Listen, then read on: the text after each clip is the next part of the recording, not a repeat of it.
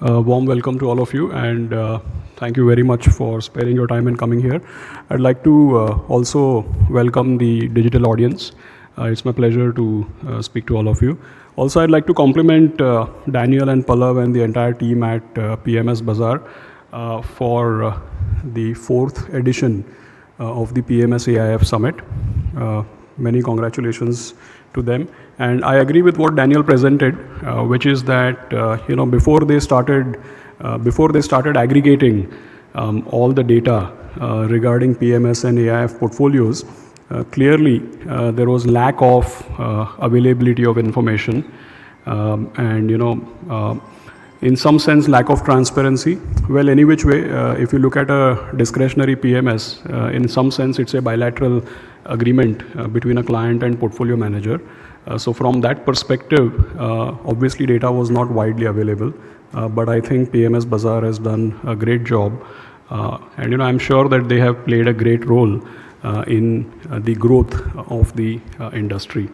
So what I am going to cover today is to give you some kind of snapshot in terms of global trends on alternatives, some snapshots on how PMS and AIFs have grown in India, and also try to dwell into what possibly are the reasons driving this kind of growth or increasing preference for PMS and AIF products. So moving straight on, slightly busy slide, but I'll try and make it as clear as possible. Source for this data is the BCG annual asset management report. As you can see here, basically this chart tells you that if you take the entire global assets under management for the industry, it breaks those assets under management into about 5 parts. If you can see at the bottom, the one which is dark green is basically passives. Second one from bottom is active equity funds. Third one from bottom is basically solutions products, which are mixed asset class, or what in our country you have multi-asset funds or balanced funds, so solution products. Fourth one from the bottom is active specialty, which basically means stuff like small cap funds, emerging market funds, thematic funds, sectoral funds, right? And the last one on top, which you can see in yellow, is alternate funds. Now, what is interesting when you actually, for those of you who are in the industry, either our friends in the media or people who are product experts or wealth managers or even some of the high net worth investors, you must have noticed that when it comes to the asset management industry, there is a lot of debate and lot of discussion about the fact that a lot of money is moving from active products into passive products. Now, two things you will notice in this chart. While it is absolutely true that indeed a lot of money is moving from active equity into passive equity, that's a fact, but that's happening on an AUM share basis, which means that if you take $100, then on a relative basis, passive products are gaining more share as compared to active products. But on an absolute basis, it's not like active equity is not growing. On an absolute basis, even active equity funds are growing in size. So that is something to really notice. The second important thing is that while there is a lot of discussion about movement from active products to passive products, I think that there is not enough discussion about the fact that more than the trend of active to passive, the bigger trend is movement from active into solutions and into alternate products. Because if you see here, the second one, which is kind of olive green here, while the share of active equity is declining and that of passives is rising, it is equally true that if you focus on the yellow segment of those bar graphs, you will find that alternatives are also taking a significant amount of share. So a lot of attention on active to passive, but not enough attention and focus on why a lot of money is moving to alternatives. And I think from that perspective, we are gathering here and talking about this only goes further to put some more attention on this development. This is slightly busy, I'm going to skip, but basically the BCG report actually says that in the next few years, globally asset management, bulk of the growth will come from passives and from alternates. I think that is something to keep in mind. Moving on to Indian data, I would like to thank my friends at Finolutions for helping me with this. But moving on to domestic data, I think 2-3 things to keep in mind. While we are not, when we talk here, we are not really talking about venture capital funds or private equity growth funds. Generally speaking, the segments that we tend to address are typically Cat 3 products, right? But even if you look at Cat 3 products, AIFs, in the last 5 to 6 years, say June 2015, Category 3 AIFs had barely 2,000 crores of committed assets. And in the last 5 to 6 years, from as low as 2,000 crores of committed assets, we have now reached about 50,000 crores. In the last same time, if you look at the total assets across Cat 1, Cat 2 and Cat 3, we've moved from less than 25,000 crores to now about 4.9 lakh crores. So that's the kind of growth that we have seen. While, here again, there is a lot of focus on the rate of growth of the mutual fund industry. So just to tell you, for instance, you may have observed that there is a lot of discussion about how fast the mutual fund industry is growing. Again, I find not enough focus on the kind of growth in the alternate industry, not only in US or not only globally, but even in India. What you will observe is that while equity mutual funds are growing, the fact is that alternates are growing much more rapidly, even in India. Moving on to the PMS numbers, specifically on PMS, I'll just give you some sense. If you look at it 10 years back, of course there is data here, but I'm going to read it out for you. This is last 6 to 7 years data, but I've been associated with right from the first PMS in say 99, 2000. If you look at it 10 years back, equity mutual funds as an industry was approximately 1.5 lakh crores in size. Today, as we speak, we all know that equity mutual funds are about, give or take, 17.5 lakh crores. So 10x growth in 10 years as far as equity mutual funds are concerned. If you look at discretionary portfolios, typically dealing with equity-oriented portfolios, 10 years back, the total assets were under 10,000 crores. And from under 10,000 crores, today we are at approximately 2.6 lakh crores. So while equity mutual funds have grown at approximately 10x, and plus of course that 10x growth, as you are aware, has a huge institutional contribution of the EPFO and the government of India, right?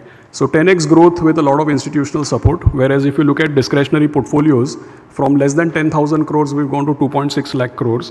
And of course, there is practically no institutional participation. This is all discretionary equity portfolios. And like I already mentioned to you, AIFs 10 years back, I don't think the regulation was in place, or maybe it was early days. AIFs from literally zero have gone to about 4.8 lakh crores. So that gives you a sense of what type of rapid growth or acceptance or adaption of alternate products we are seeing over the number of years. While this is not to say that one segment of the market is growing at the cost of the other, the reality is that when it comes to capital markets in India, I don't see anything which is actually not growing. So just to give you a sense, in the last 10 years, my sense is that number of unique mutual fund investors has gone from about 8-9 million to now about 24 million. Right? If you see SIPs, less than 2 crore SIPs has become more than 8 crore SIPs. So, and recently you must have read that number of accounts at NSE has crossed 5 crores. So the fact is that literally everything to do with capital markets has seen explosive growth. But within that, you will notice that alternative products, discretionary portfolios have seen slightly or maybe probably much faster growth over the last few years. And it is encouraging to note that India is actually practically following global patterns. And what are the reasons? I mean, what are the reasons why this is only going to get accentuated further? I think a lot of it has got to do with innovation. You can clearly see, and you will hear a lot about this. Innovation has a big role to play. It's obvious that mutual funds are meant to be mass retail vehicles, reasonably straitjacketed and commoditized for standardization. On the other hand, alternatives have a lot more flexibility. So innovation, needless to say, plays a big role. Clearly, we are seeing assets like REITs and InvITs. If I'm not wrong now, REITs are about 60,000 crores in market capitalization. And I think InvITs, like power assets, road assets, is probably about 25,000 crores of assets already. So while we spoke about PMS and alternates, the fact is that REITs and InvITs itself, in a short period like 3 years, is nearly 1 lakh crores by now. This is something which one must really focus on, because nowadays, as you can see, fixed income, people generally tell me that they don't have any options when it comes to fixed income investment. And I think, I don't know if you have noticed, but in the last 6 to 9 months, REITs as an asset class have delivered stellar performance, especially when people have been figuring out where to make their fixed income oriented investments. REITs and InvITs, like I said, is another segment or category which has played a big role. Needless to say, the other source of growth has got to do with growth in affluence and high net worth investors, because as the country crosses certain levels of per capita income, obviously the adaptation for certain types of products tends to grow much more. And this whole business about per capita incomes is very, very interesting. I'm sure that most of you, when you were a kid, you have played, video games. And I don't know if you remember this, the remarkable thing about those childhood video games is that as you become a better and better player, as you cross different levels of the game, certain new powers kind of tend to open up. While the game gets faster and the game gets more challenging, as a player, there are more tools at your disposal. And you can use more weapons to combat the enemy. I always say that per capita income is exactly like this. Because when a country moves from $1,000 to $2,000 to $4,000 to $6,000 is when the need for, or the consumption for different types of goods starts to hit inflection points and starts to, lot many, what you can say, it starts unlocking the consumption or need for consumption of different types of goods. So I don't think it's a coincidence that only now insurance is coming of age. It's not a coincidence that only now wealth management and alternate products are coming of age in our country. I think it's a trend which is here to stay for long times to come. So that's about what we see as the sources for growth in alternate assets. Moving forward, the last part of the presentation which I wanted to share with you, till now what we've covered is what are the trends of growth of alternative assets in the wider, global assets under management. We've covered India in terms of AIFs and discretionary PMS growth.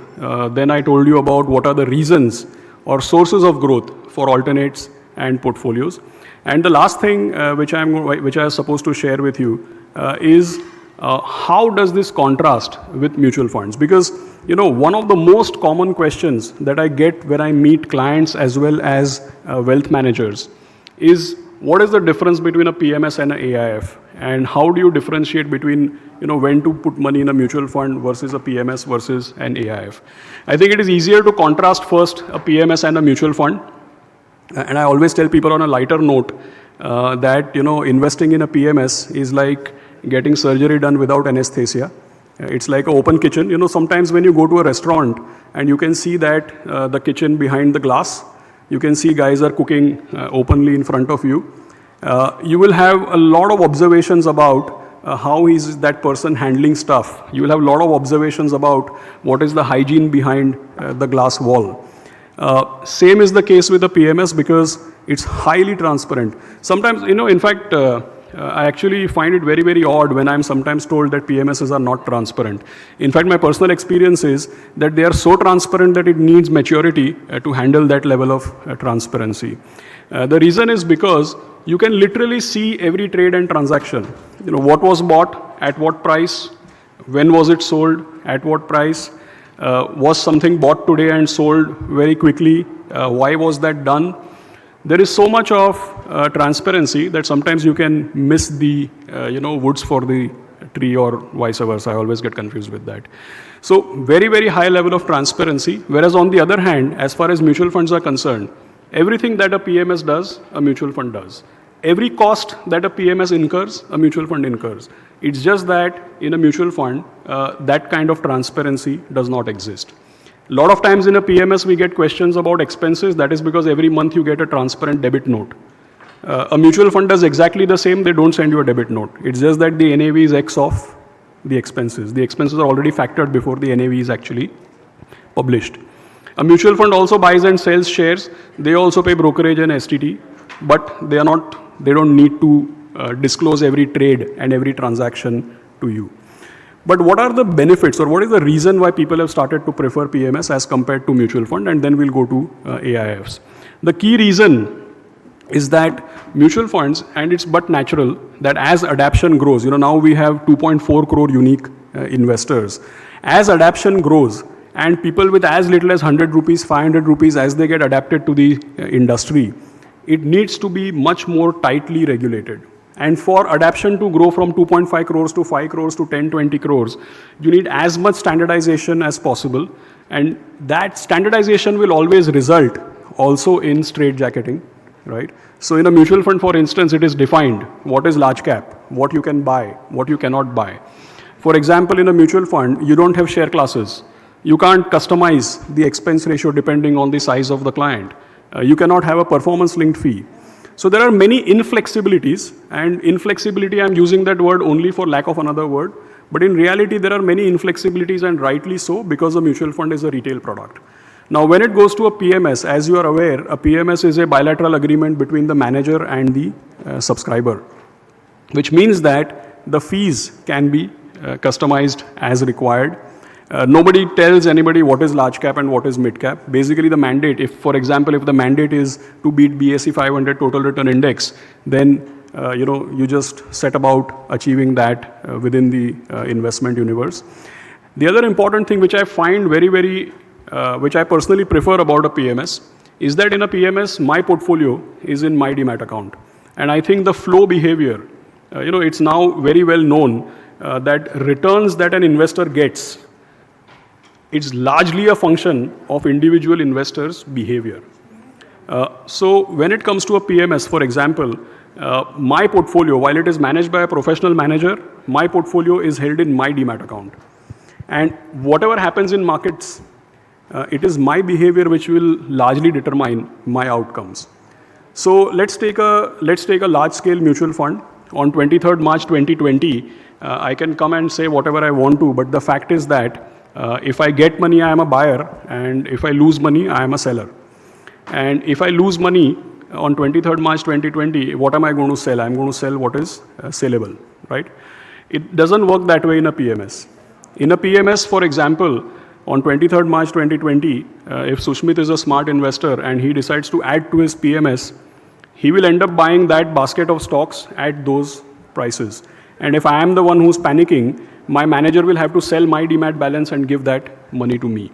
So in a PMS, what I've seen is that the flow behavior of investors gets isolated from the sum total behavior of millions of investors, which tends to impact a mass pooled vehicle like a mutual fund. So I think these are few differences. The negative, of course, is excessive transparency, because when you are able to see, the more data you give, data is something which is quite there's quite an irony with data and transparency, which is that if I don't give you data, you might start doubting the transparency. But if there is too much data, that results in a different set of complications. Where does an AIF fit into all of this? I think AIF is a best of both worlds, because typically AIFs, they have a finite size, a finite time frame. They have the ability to isolate flow behavior of clients. So they have the operational convenience of a mutual fund, and at the same time, all the flexibilities that go with a PMS. I think one of the most interesting features of an AIF is the ability to have share classes. So you can have different types of fee structures depending on requirements of clients. And at the same time, they are not as laissez-faire as a PMS, because in a PMS, technically, literally every client can have a different fee, whereas an AIF allows that latitude, but still keeps things reasonably flexible. So that's what I wanted to share with you. Thank you very much for listening me out. I think, like I mentioned, I'd just leave you with one parting thought, which is that if you're associated with capital markets in India, then you are in the right place. I've just made an attempt, and everything is set for a huge growth. I've just made an attempt to kind of contextualize what is driving slightly higher growth for alternates and portfolio management services. So thank you for listening me out. It's been a pleasure talking to all of you.